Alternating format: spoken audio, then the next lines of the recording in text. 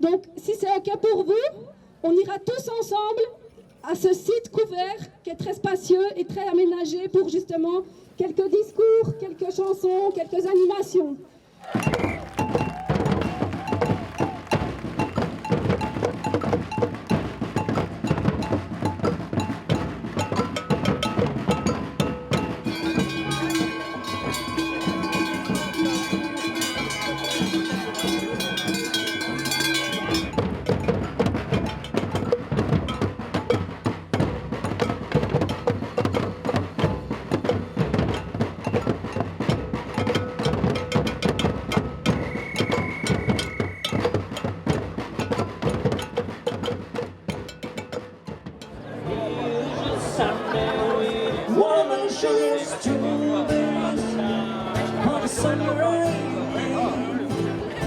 Watermelon sugar high, watermelon sugar high. Merci tout le monde, vous êtes bien nombreux, c'est magnifique. Voilà, moi je suis très émue. C'est incroyable le monde qu'il y a aujourd'hui. C'est vraiment incroyable. Je vous remercie d'être venus jusqu'ici.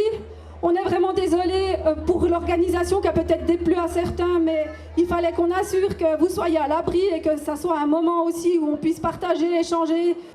En 2012, alors que le projet de géothermie profonde débutait ici, le chef indien brésilien Raoni, qui se battait alors pour stopper la construction du barrage de Belo Monte en Amazonie, a dit « Je vais demander qu'on nous respecte, nous, les indigènes, qu'on respecte nos droits. » Eh bien, c'est le même genre de sentiments et de pensées qui nous traversent quand on habite à Haute-Sorne ou comme nous, à 400 mètres du projet de géothermie profonde.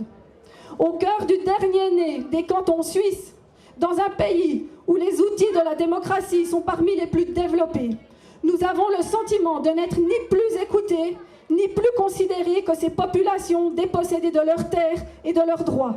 Géoénergie Suisse a obtenu le droit de pourrir notre région et de tenir une épée de Damoclès au-dessus des têtes des indigènes, des citoyens.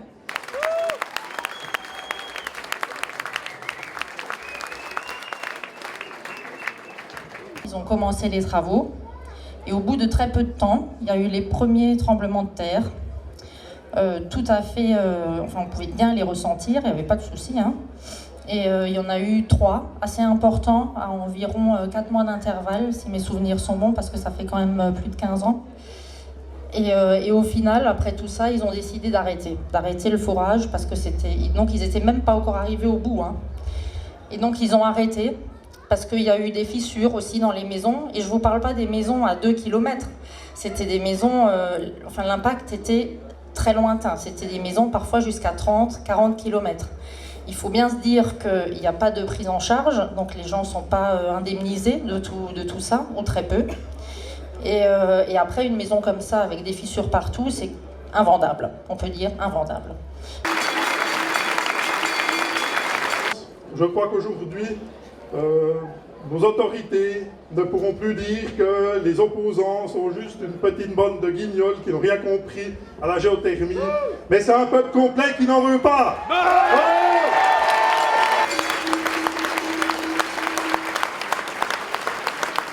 On a donné l'occasion aujourd'hui à la population jurassienne de pouvoir se prononcer, de se montrer, parce que c'est vrai que les pro-géothermie parlent toujours d'une majorité silencieuse. Ben, on voit bien que c'est tout l'inverse, c'est plutôt une majorité qui est contre ce projet, et là on est plus silencieux du tout, donc ça fait plaisir. Et on continuera ça toujours plus dans les prochains mois qui viennent.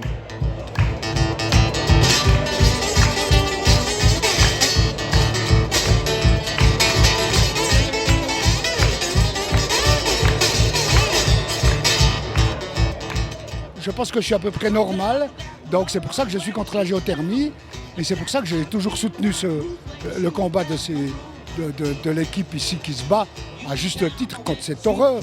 Voilà où est le vrai peuple, il est là. J'ai vu des gens, des anciens amis, des anciens chefs du Bélier, tous ceux qui étaient dans le combat jurassien, qui sont encore vivants, ils étaient là. Enfin tous, presque tous.